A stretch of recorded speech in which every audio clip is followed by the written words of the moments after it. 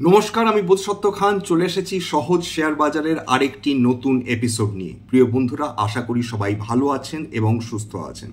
আজকের অর্থাৎ 6 জুন আমরা দেখেছি যে 4 তারিখে ইলেকশন রেজাল্টস বের হওয়ার পর মার্কেটে প্রায় 6.5% উপর কারেকশন এসেছিল নিফটি এবং সেন্সেক্সে।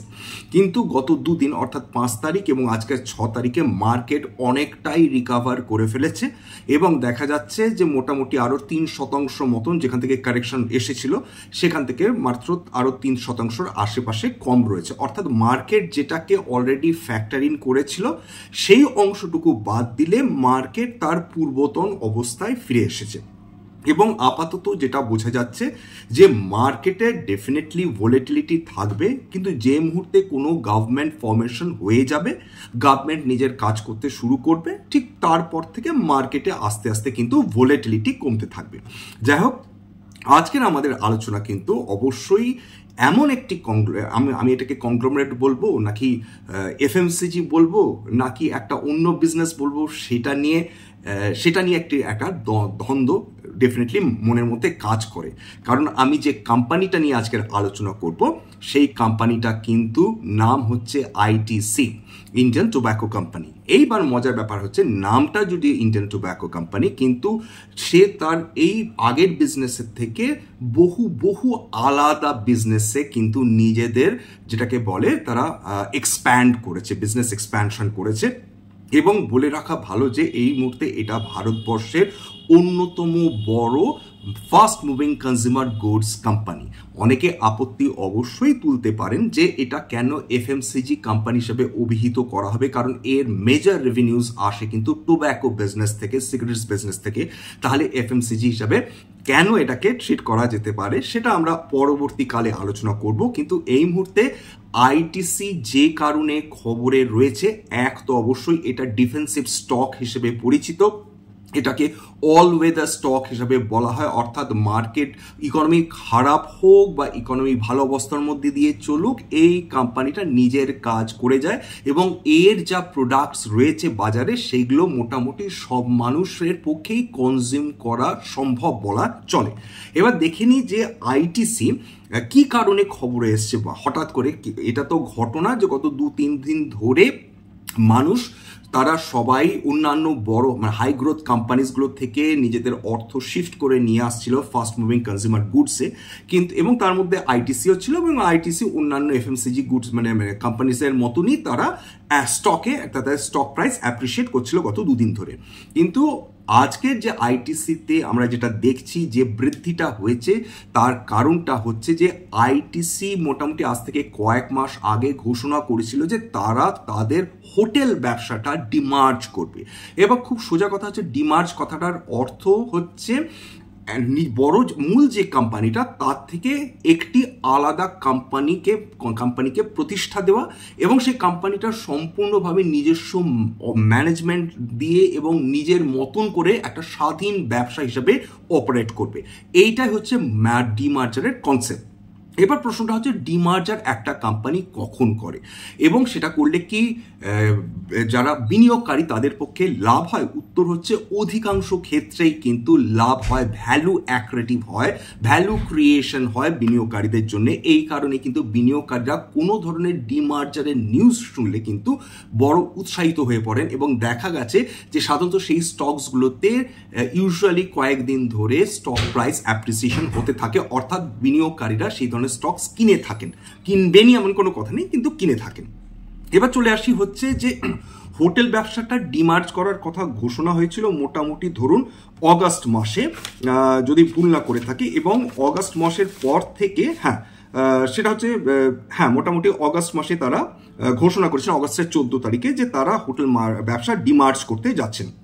এবং সেটা আরেকটা 2 নম্বর হচ্ছে যে তারপর যে নেসেসারি স্টেপসগুলো, প্রথম কথা তো আইটিসি ঘোষণা করলো যে তারা হোটেল ব্যবসা আলাদা করবে। তারপর অনুমতি লাগবে, কাদের অনুমতি লাগবে? অবশ্য স্টক এক্সচেঞ্জগুলো অনুমতি লাগবে, এনসিএলটির অনুমতি লাগবে। এই অনুমতিকে তারা পেয়ে গেলেন, পেয়ে যাবার পর তারা শেয়ার হোল্ডার্সদের অ্যাপ্রোচ করলেন যে দেখুন আমরা ডিমার্জার করতে যাচ্ছি, এতে আপনারা কি রাজি আছেন? আজকের 6 জুন দেখা গেল যে 100 জন যদি শেয়ার হোল্ডার থাকেন তার মধ্যে 99.6 জন শেয়ার হোল্ডারই বললেন হ্যাঁ আমরা একেবারেই রাজি এই যাতে এই হোটেলটা ডিমার্জারের প্রসেসের মধ্যে স্কিম অফ অ্যারেঞ্জমেন্টের মধ্যে দিয়ে যায়। এতে কি সুবিধা হবে? এতে সুবিধা হবে যারা এক্সিস্টিং শেয়ার হোল্ডার্স তারা একটা নির্দিষ্ট রেশিওতে আইটিসি হোটেলসের শেয়ার পাবেন সম্পূর্ণ বিনামূল্যে। এইবার প্রশ্নটা হচ্ছে কতটা পাবেন, এটা সবচেয়ে গুরুত্বপূর্ণ। যেমন জিও ফিনান্সিয়াল সার্ভিসেসের যখন শেয়ার্স ডিমার্জার করেছিল রিলায়েন্স ইন্ডাস্ট্রিজ, তখন কিন্তু ওটা 1:1 রেশিওতে করেছিল এবং বিনিয়োগকারীরা দেখতেই পাচ্ছেন কিভাবে ভ্যালু অ্যাক্রেটিভ হয়েছে, ভ্যালু জেনারেট করেছে জিও ফিনান্সিয়াল সার্ভিসেস। এটা কেবলমাত্র মানুষকে বোঝাবার জন্য যে এটা একটা উদাহরণ দিলাম, পাশাপাশি যে এর আগে ডিমার্জার হলে কি হয়েছে। ঠিক একইভাবে আইটিসি হোটেলস ডিমার্জ করতে চলেছে এবং কত রেশিওতে, এইটা হচ্ছে সবচেয়ে গুরুত্বপূর্ণ। সেখানে আইটিসি বলছে আমরা 10:1 রেশিওতে এই হোটেল ব্যবসাটা ডিমার্জ করতে চলেছে। অর্থাৎ যারা আইটিসির এক্সিস্টিং শেয়ার হোল্ডার্স, অর্থাৎ তাদের কাছে যদি 10টা আইটিসির শেয়ার থাকে তবে তারা বিনামূল্যে একটি করে আইটিসি হোটেলসের শেয়ার পাবেন। এবং এখানে বলছেন আইটিসি বলছে যে আমাদের মোটামুটি আমরা 60% যেটা সেইটার দখল আমরা শেয়ার হোল্ডার্সদের দিয়ে দেবো এবং বাকি 40% কন্ট্রোল আমাদের কাছে থাকবে। যাই হোক, অত জটিলতার মধ্যে দিয়ে যাওয়ার দরকার নেই। এটা ফর পারপাস অফ সিম্পলিফিকেশন এইটুকুনি বলে দেওয়ার দরকার যে যাদের কাছে 10টা করে, যেদিন রেকর্ড ডেট সেই দিন যদি কারো কাছে 10টা আইটিসি শেয়ার থাকে তার বিনিময়ে একটি শেয়ার তারা পেতে পারেন। এরপরে যেটা প্রশ্ন সেটা হচ্ছে যে আইটিসির যে এই যে ডিমার্জারটা হবে, হোটেলসের যে ডিমার্জারটা হবে তার মোটামুটি প্রপোজড ভ্যালু কিরকম হতে পারে। অনেকে বহু এরকম যারা ব্রোকিং হাউসেস রয়েছে, ফুল সার্ভিস ব্রোকার্স রয়েছে বা ক্রেডিট রেটিং এজেন্সিস রয়েছে, তারা ক্যালকুলেট করে বলছেন, এবার নানা মুনির নানা মত। তারা বলছেন যে কেউ বলছেন যে এটার 115 টাকা প্রতি শেয়ার হতে পারে, কারো বক্তব্য এটা 108 টাকা প্রতি শেয়ার হতে পারে আফটার লিস্টিং, কারণ ডিমার্জার করার পর এটা কম্পালসারি লিস্টিং করতে হয় এই কোম্পানি। সুতরাং যখন ডিমার্জার হবে তখন আইটিসি হোটেলস আলাদাভাবে সরে যাবে এবং লিস্টিংয়ের জন্য অপেক্ষা করবে এবং যেদিন বোর্সেস অর্থাৎ স্টক এক্সচেঞ্জগুলোতে লিস্টিং হবে সেই দিন কিন্তু বোঝা যাবে এক্স্যাক্টলি, সেই দিন ভ্যালু ডিসকাভারি হবে। এইটার সময় বোঝা যাবে যে আইটিসি হোটেলসের সত্যি দামটা কি হতে পারে। যেরকম এবার কিছু ব্রোকিং হাউসেস তারা বলছেন এটার দাম 25 টাকা প্রতি শেয়ার হতে পারে, এটার দাম 15 টাকা প্রতি শেয়ার হতে পারে বা 18 টাকা প্রতি শেয়ার হতে পারে। তাহলে আপনারা ডেফিনেটলি জিজ্ঞাসা করবেন যে যেমন জেএম ফিনান্সিয়াল বলছে যে 115 টাকা প্রতি শেয়ার, এমকে গ্লোবাল বলছে যে এটা 108 টাকা প্রতি শেয়ার হওয়া উচিত।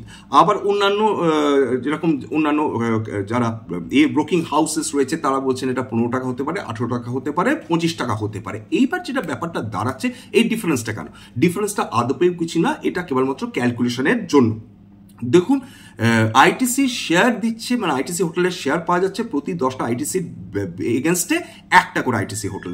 সুতরাং যদি 1:1 রেশিওতে এটা যদি পাওয়া যেত তবে মোটামুটি আনুমানিক তাদের ক্যালকুলেশন মোটামুটি শেয়ারের প্রপোজড ভ্যালু দাঁড়াতো 115 টাকা বা 108 টাকা। যে কিন্তু এটা যদি 1:1 রেশিওতে সেটা হতো তবে 115 টাকা বা 108 টাকা কিন্তু তার মোটামুটি ভ্যালু দাঁড়াতো না, তখন ওই 15-25 টাকা মটন দাঁড়াতো। কিন্তু যেটা 10:1 হচ্ছে তার ফলে কিন্তু এটার দাম দাঁড়াচ্ছে মোটামুটি 115 বা 108 টাকা আনুমানিক। এইটুকুনি বলে না দরকার। যাক, সেই জটিলতার মধ্যেও আমরা যাব না, এইটুকুনি আমরা বুঝবো যে যাদের কাছে এই ধরনের আইটিসির শেয়ার থাকবেন তারা একটি 10টা করে যদি থাকে তার এগেনস্টে একটা করে আইটিসি হোটেলসের শেয়ার পাবেন।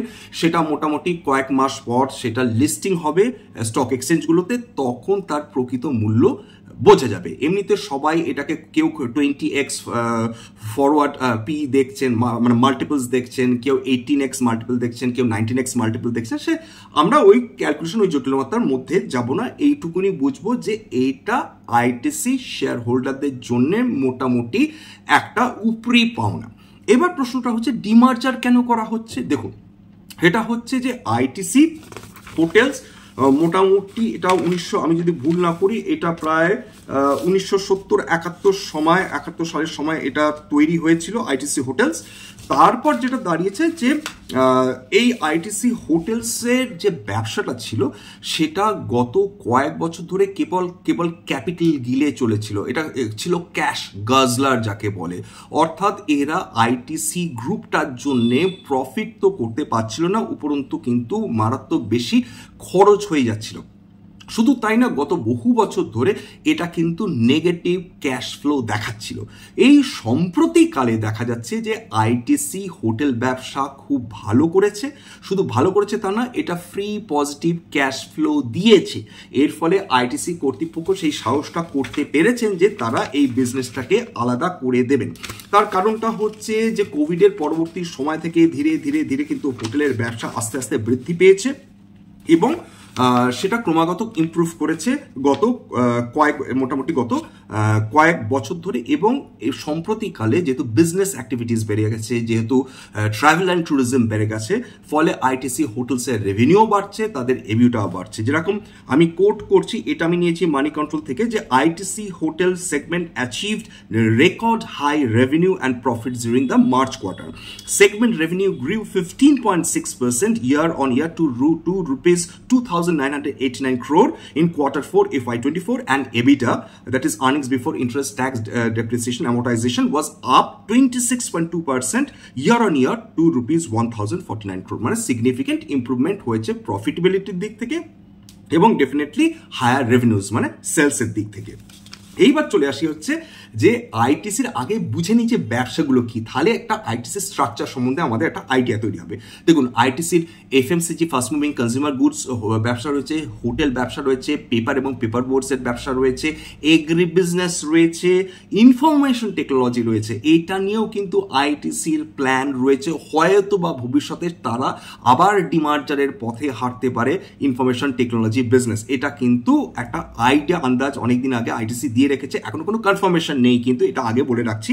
এটা কেবলমাত্র যারা মার্কেট স্পেকুলেশনস বা হিয়ারসে বলা যায়, মানে যাকে বলে হুইসপারিং যাকে বলে ইন দ্য ইয়ার্স, এইটুকুনি, এবং এটা আপনাদের ইন গুড ফেথ বললাম। পার্সোনাল কেয়ার রয়েছে, আগরবাতি এবং সেফটি ম্যাচেস এরা তৈরি করে, প্যাকেজিং বিজনেস রয়েছে। এইবার মজার ব্যাপার হচ্ছে একটা ইন্টারেস্টিং, এখানে কি খেয়াল করে দেখলেন, এখানে এটা আমি সোর্সটা নিয়েছি সরাসরি আইটিসি পোর্টাল থেকে। এখানে কি একটা জিনিস খেয়াল করে দেখলেন যে আইটিসি ওয়েবসাইটে যদি যান তাহলে দেখবেন যে আইটিসির এই সমস্ত বিজনেস আইটিসির ওয়েবসাইটে দেওয়া রয়েছে, কিন্তু there is no mention of cigarette and tobacco business. তাহলে গেল কোথায়? আইটিসি কি ব্যবসা ছেড়ে দিল? না, আইটিসি এই ব্যবসাটাকে তারা ঢুকিয়ে রেখেছে এফএমসিজির মধ্যে। তার একটা কারণ রয়েছে, তাদের একটা অস্বস্তি ডেফিনেটলি কাজ করে, সাইকোলজিক্যাল যাতে প্রেশার না পড়ে বিনিয়োগকারীদের মধ্যে, তাদের যাতে টর্মেন্ট বা টর্চার না করে, সেই জন্য তারা এফএমসিজির মধ্যে আলাদা করে ঢুকে গেছে। যদি কেউ ফার্দার রিসার্চ করে কেবলমাত্র তখনই কিন্তু তারা হয়তো বিভিন্ন সেগমেন্টগুলোকে খুঁজে দেবে যে এক্স্যাক্টলি টোব্যাকো বিজনেসটা গেল কোথায়। এরপর তার কারণ হচ্ছে গভর্নমেন্ট আইটিসিকে নিয়ে যথেষ্ট অস্বস্তিতে থাকে এবং অন্যান্য বিভিন্ন সোশ্যাল গ্রুপস রয়েছে, এনভায়রনমেন্টালি কনসার্ন গ্রুপস রয়েছে, তারা মাঝে মাঝেই হইচই করে। কিন্তু যেটা আইটিসির মতন কোম্পানিজগুলো প্রচুর রেভিনিউ দেয়, ফলে গভর্নমেন্টকে সেই অস্বস্তি গিলে ফেলতে হয়। কিন্তু তার আরেকটা যেটা ব্যাপার দাঁড়াচ্ছে যে গভর্নমেন্ট বারবার চেষ্টা করে যাতে টোব্যাকো বিজনেসটাকে কম করা যায়, মানুষ যাতে কম কনজিউম করে, সেই জন্য প্রত্যেক বছর বাজেটে তারা কিন্তু আইটিসি এবং অন্যান্য টোব্যাকো বিজনেস কোম্পানিজগুলোর উপর বড় ট্যাক্স চাপায় প্রত্যেক নিয়ত। এবং তার ফলে প্রত্যেকবারই বাজেটে দেখবেন যখনই এরকম ধরনের ট্যাক্স চাপানো হয় তখনই কিন্তু আইটিসির মতন কোম্পানিগুলোতে আমার মোটামুটি 7-8% কিন্তু নিচের দিকে নেমে যায়। এটা প্রায় প্রত্যেক বছরই বলা যায়, গত 2-3 বছর হয়নি অবশ্য, সেটা আলাদা কথা, কিন্তু প্রায় প্রত্যেক বছরই এরকম কিন্তু চলতে থাকে। এবার চলে আসি হচ্ছে যে আইটিসির একটু এফএমসিজি সম্বন্ধে একটু আইডিয়া দিয়ে দিই, যে এফএমসিজি মানে ফাস্ট মুভিং কনজিউমার গুডসের মধ্যে রয়েছে cigarette, cigars, food, personal care, education, stationery, safety matches, আগরবাতি এবং ব্রু। আচ্ছা, সুতরাং এবার যেটা বলছিলাম যে আইটিসি হোটেল বিজনেসে ফিরে আসি, সেটা হচ্ছে দেখুন আইটিসি হোটেল ব্যবসার পেছনে, এদের আলাদা করার পেছনে আইটিসি কর্তৃপক্ষ চাইছিলেন যে তারা তাদের যাতে কোর বিজনেসে ফোকাস করতে চান, বাকিগুলো হচ্ছে তাদের কোর বিজনেস। এবার আইটিসি হোটেল বিজনেস তারা যদি আলাদা করে ফেলতে পারেন, যেহেতু আইটিসি অলরেডি মোটামুটি ফ্রি ক্যাশ ফ্লো পজিটিভ হয়ে গিয়েছে, তাদের রেভিনিউজ বাড়ছে, সেলস বাড়ছে, প্রফিটেবিলিটি মানে তাদের রেভিনিউ এবং সেলস এবং প্রফিটেবিলিটি বৃদ্ধি হচ্ছে, ফলে আইটিসি হোটেলস এবার নিজের পায়ে দাঁড়াতে পারে এবং সম্পূর্ণ নিজেরা স্বাধীনভাবে অপারেট করতে পারে, এটা আইটিসি কর্তৃপক্ষের ধারণা। ফলে এইবার সুতরাং তারা আইটিসি হোটেলসটাকে আলাদা করে দেওয়ার চেষ্টা করছেন।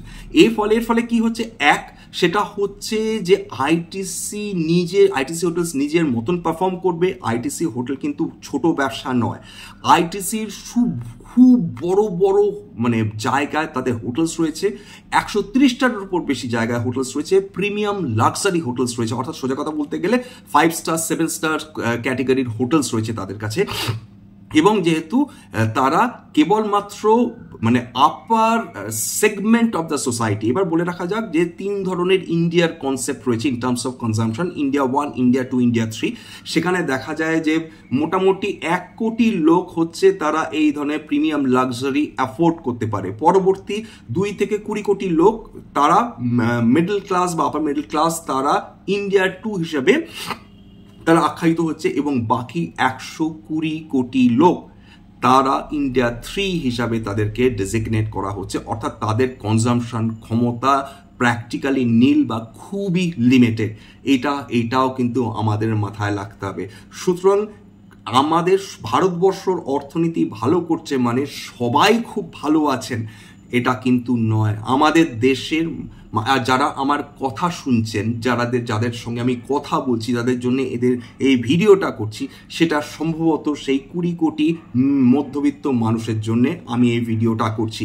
বাকি 120 কোটি মানুষ সম্ভবত তারা এটার কথা ভাবতেও হয়তো এই মুহূর্তে পারবেন না। যাই হোক আর কি, সেটা আমাদের ভারতবর্ষ, এটাই আমাদের রিয়েলিটি। এবং বাকি 1 কোটি মানুষ তারা হয়তো আমার ভিডিও শোনার প্রয়োজনই নেই, এটাও কিন্তু মজা, তারা অলরেডি সুপার রিচ। এবার চলে আসি হচ্ছে আইটিসি হোটেল বিজনেস। তাহলে আইটিসি হোটেল কাদেরকে কেটার করে? আইটিসির হোটেল প্রিমিয়াম লাক্সারি হোটেলস তারা কেটার করে এই সুপার রিচ ক্যাটেগরি, অর্থাৎ মানে জাস্ট 1% অফ ইন্ডিয়াস পপুলেশন। এরাই কিন্তু আইটিসিকে তার হায়ার রেভিনিউজ দেয়, এরাই কিন্তু আইটিসিকে তার প্রফিটেবিলিটি দেয়। এবার চলে আসি 1975 সালে আইটিসি হোটেলস এস্টাবলিশড হয়, premium chain of luxury hotels বলা হচ্ছে, এবং এর একটা কনসেপ্ট চালু করেছে, সেটা হচ্ছে রেসপন্সিবল লাক্সারি। আচ্ছা যাই হোক আর কি, responsible luxury is always an oxymoron আর কি, two contrasting word set by side. সেটাতে আমি যাচ্ছি না, অর্থাৎ দুটো সম্পূর্ণ মানে ভিন্নার্থক অর্থ, দুটোকে একসঙ্গে রেখে একটা অন্য মানে দেওয়া। সেই রেসপন্সিবল লাক্সারি, সেটার অর্থ হচ্ছে যে আমি লাক্সারি করছি কিন্তু আমি সব কিছু খেয়াল রেখে আমি করছি, এবং সেটার অর্থ হচ্ছে যে তারা কনজামশন করছেন, তারা লাক্সারি তারা করছেন, সেল করছেন to the upper segment of the Indian society. কিন্তু এটার সঙ্গে এটাও মাথায় রাখতে হবে যে তারা কি বলছে যে তারা world class green practices of sustainable environment practice করছে, অর্থাৎ তারা as far as possible greener তারা এনভায়রনমেন্ট দেওয়ার চেষ্টা করছেন উইদিন দেয়ার হোটেলস আর কি। যাই হোক, সেটা খুব বড় কথা, কিন্তু এটা তাদের বক্তব্য রেসপন্সিবল লাক্সারি।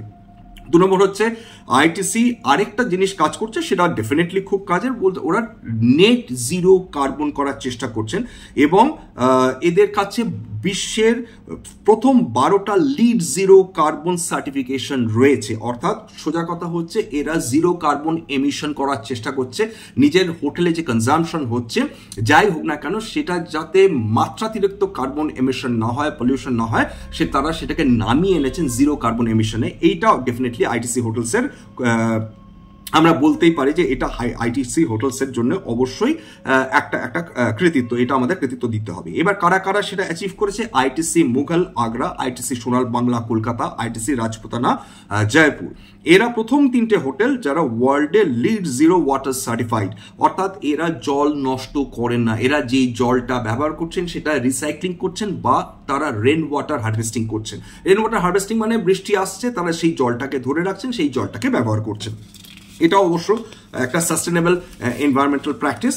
এবং মনে রাখতে হবে যে অধিকাংশ মিউচুয়াল ফান্ড ম্যানেজার আইটিসি কিনতে হেজিটেট করেন। তার কারণটা হচ্ছে আইটিসি পলিউশন ছড়ায় through it's tobacco and cigarette business.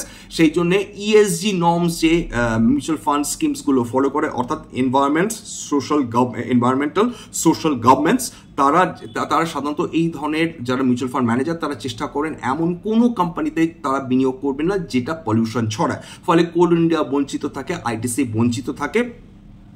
এর ফলে কিন্তু ইএসজি নর্ম যারা ফলো করে তারা এই ধরনের কোম্পানিজের দিকে তারা নজর দেন না। যাই হোক, আইটিসির মূল সম্পদ কি রয়েছে আইটিসি হোটেলসের? আইটিসি এখন পর্যন্ত তাদের 130টার ওপর বেশি হোটেলস রয়েছে, 80টার বেশি ডেস্টিনেশনে, এবং তাদের 6টা ডিস্টিংক্ট ব্র্যান্ড রয়েছে। ITC Hotels, Mementos by ITC Hotels, Welcome Hotel, Storii by ITC Hotel, Fortune Park Hotels, Welcome Heritage Hotels, এই 6টা তাদের ডিস্টিংক্ট কিন্তু ব্র্যান্ড। এইবার হচ্ছে তাদের বিভিন্ন কালিনারি ব্র্যান্ড, তাদের ব্র্যান্ডসও রয়েছে যেটা খুবই বিখ্যাত গোটা ভারতবর্ষ না বিশ্ব জুড়ে। এর মধ্যে রয়েছে বিখ্যাত হচ্ছে বুখারা, 1978 সালে এস্টাবলিশড, দম্পক, আওয়াদি কুইজিন সার্ভ করে, রয়্যাল ভেজা, এরা মোটামুটি বা ভেগা হাউএভার ইউ প্রোনাউন্স ইট, সেটা ভেজিটেরিয়ান ডিশ তারা সার্ভ করেন। তারপর এটা বলা হয়েছে আবর্তন সাউথ ইন্ডিয়ান ডেলিকেসি সার্ভ করে, কাবাবস অ্যান্ড কারিজ, নামটা শুনেই বুঝতে পেরেছেন। দক্ষিণ, এটাও south Indian restaurants, south Indian তারা কালিনারি ডিশেস সার্ভ করে। অটিমা কুচিনা ইটালিয়ানা, এরা পিৎজা, এরা পাস্তা, এই ধরনের নানা ধরনের খাবার দাবার তারা প্রোভাইড করে।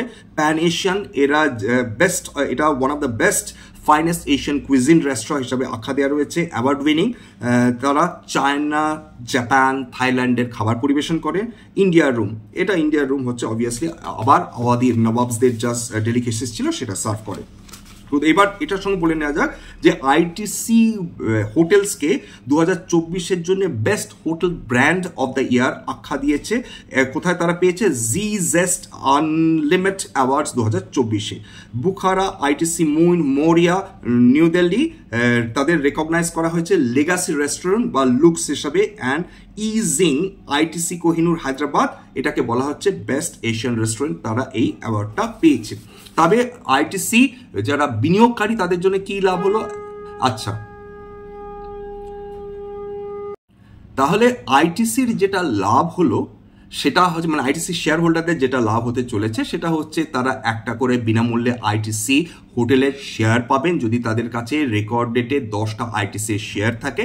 2 নম্বর হচ্ছে যে তাদের এটা ভ্যালু অ্যাক্রেটিভ। 3 নম্বর হচ্ছে তারা আইটিসি হোটেলস কিরকম পারফর্ম করবে ভবিষ্যতে, that would be free from other businesses of ITC নিজস্ব শেয়ার হোল্ডাররা কিভাবে বেনিফিটেড হবেন, যেটা ক্যাশ গাজলার ছিল আইটিসি হোটেলস সেটা তাদের বের করে দেওয়ার ফলে তারা মূল ফোকাস থাকবে তাদের কোর বিজনেসগুলোর ওপর। এবার কোর বিজনেসেস কি? অবশ্যই কোর বিজনেসেস এখনো কিন্তু আইটিসি টোব্যাকো বিজনেস। 2 নম্বর হচ্ছে ফাস্ট মুভিং কনজিউমার গুডস, এবং মনে রাখতে হবে যে আইটিসির যে এফএমসিজি সেগমেন্ট রয়েছে সেটা হচ্ছে one of the fastest growing ভারতবর্ষে। 3 নম্বর হচ্ছে এগ্রি গুডস কৃষি পণ্য।